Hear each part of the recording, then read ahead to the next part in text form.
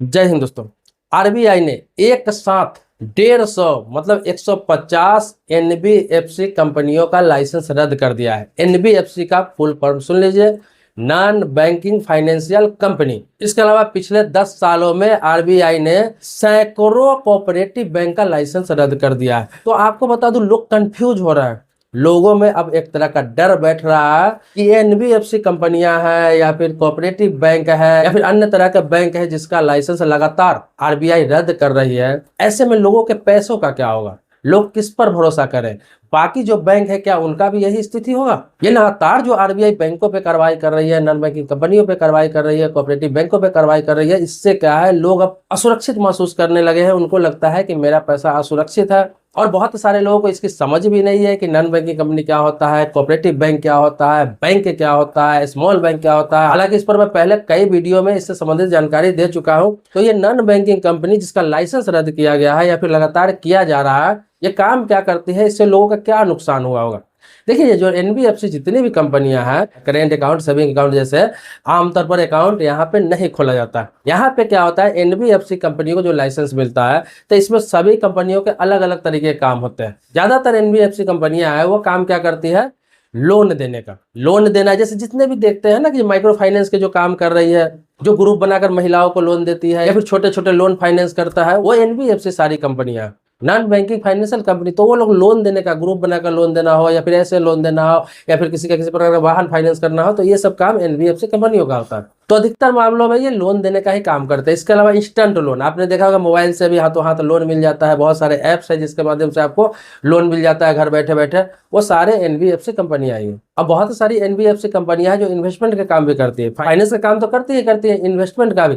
अब इन्वेस्टमेंट में क्या है, जैसे किसी प्रकार का बॉन्ड के द्वारा पैसा इकट्ठा करना हो, जैसे सारा इंडिया में होता था। कोई ना कोई प्रोजेक्ट लगा के प्रोजेक्ट के नाम पर पैसा इकट्ठा करना हो, लोगों का इन्वेस्ट कराना हो, जिसमें लोगों को मुनाफा देने का वादा करना हो। तो कोई बॉन्ड के नाम पर कोई प्रोजेक्ट या फिर किसी प्रकार से इन्वेस्टमेंट भी कराती है। ऐसा नहीं कि इन्वेस्टमेंट का काम नहीं होता है, लेकिन आमतौर पर जो बैंक का काम है उस तरह का काम नहीं होता है। एटीएम कार्ड जारी करना, सेविंग अकाउंट खोलना है, करेंट अकाउंट खोलना, ये सब नहीं होता है। तो उसका काम बिल्कुल अलग होता है। तो इसी में जैसे जैसे गड़बड़ियां पाई जाती है तो आरबीआई क्या करता है कि कार्रवाई करती है। या फिर बहुत सारे एनबीएफसी का रिकॉर्ड भी खराब है। बहुत सारी एनबीएफसी कंपनी ऐसा है जिन्होंने लाइसेंस ले लिया, अभी तक काम स्टार्ट नहीं किया। काम स्टार्ट किया अभी तो उस स्तर से नहीं कर पा रहा है, नुकसान में जा रहा है, तो लोगों को इससे नुकसान हो सकता है। बहुत सारे एनबीएफसी कंपनियां ऐसे हैं जो इंटरेस्ट इतना लेती है लोन देकर कि बहुत सारे लोग बहुत परेशान हो चुके हैं। बहुत सारे लोग अपनी जान तक गंवा बैठते हैं। तो इसीलिए ऐसी ऐसी कंपनियों पे कार्रवाई हो रही है जिसका शिकायत ज्यादा आता है या फिर जो आरबीआई के गाइडलाइन पे काम नहीं कर रही है, आरबीआई के रूल पे काम नहीं कर रही है, आरबीआई का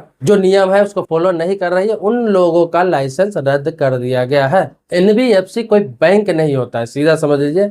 NBFC non banking finance company होता है जिसको आरबीआई लाइसेंस देता है कि तुम लोन किसी को दे सकते हो, इतना % तक इंटरेस्ट आप ले सकते हो, जरूरत पड़े आपको फंड का तो इन्वेस्टमेंट भी आप करा सकते हो, लेकिन वो एफडी के तौर पर नहीं करा सकते हो। बैंक की तरह कार्य नहीं कर सकते हो, अपने नाम के आगे आप बैंक नहीं लिख सकते हो, आपको एनबीएफसी रजिस्टर्ड कंपनी लिखना पड़ेगा। अच्छा, ये जितने भी एनबीएफसी कंपनी का लाइसेंस रद्द किया गया है, इसमें से आपको बता दो कि बंगाल का, सिर्फ बंगाल का 75 है और 67 है वो दिल्ली का है। बाकी थोड़े बहुत बचे ना, उसमें है कर्नाटक का, बिहार का, उत्तर प्रदेश का, अलग अलग राज्यों का, जिसमें एक एक या दो दो आएंगे ऐसे।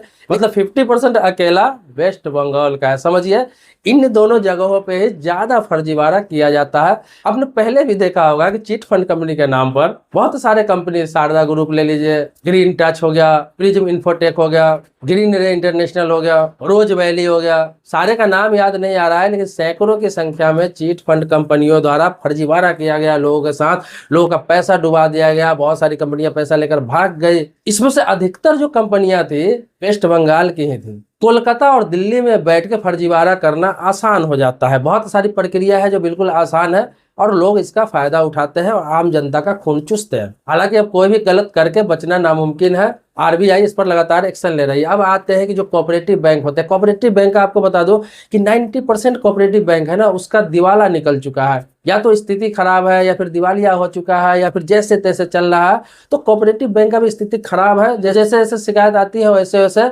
आरबीआई उस पर कार्रवाई करती है। तो ये जो कोऑपरेटिव बैंक है या एनबीएफसी है, इसको बैंकों से कुछ लेना देना नहीं है। बैंक जो है, जो प्राइवेट बैंक होते हैं या फिर सरकारी बैंक होते हैं, उनसे इसको कुछ लेना देना नहीं है, कोई मतलब नहीं है, क्योंकि ये सब जो है ना बिल्कुल बैंक जो होते हैं मेन स्ट्रीम उससे बिल्कुल अलग होते हैं।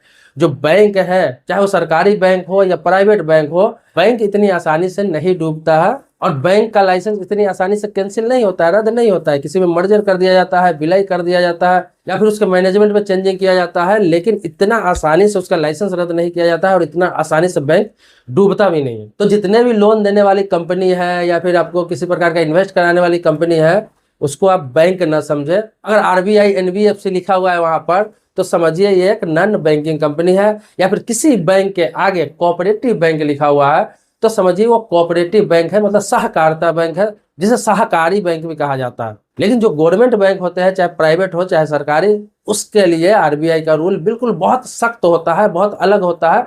उसमें थोड़ी सी भी गड़बड़ियां होती है तो आरबीआई एक्शन में आ जाता है। इसलिए जो मेन स्ट्रीम बैंक होता है, चाहे सरकारी हो चाहे प्राइवेट हो, वो डूबता नहीं है, अभी तक तो नहीं डूबा है। दोस्तों बैंकिंग हो गया, इंश्योरेंस हो गया, लोन हो गया, फाइनेंस हो गया, पोस्ट ऑफिस हो गया, इसी से संबंधित आप जानकारी चाहते हैं तो आप कमेंट बॉक्स में लिख सकते हैं। मैं उस टॉपिक पर वीडियो बनाता हूँ और बनाता रहूंगा, या फिर कोई अपडेट आता है तो मैं ऐसे भी आपको अपडेट करता रहता हूँ। बाकी सब्सक्राइबर नहीं है तो चैनल को सब्सक्राइब कर लीजिए, अगर सब्सक्राइबर है तो इसके लिए आभारी हूँ आपका। नेक्स्ट वीडियो में मिलते हैं एक नए टॉपिक के साथ, तब तक के लिए शुक्रिया, धन्यवाद, जय हिंद।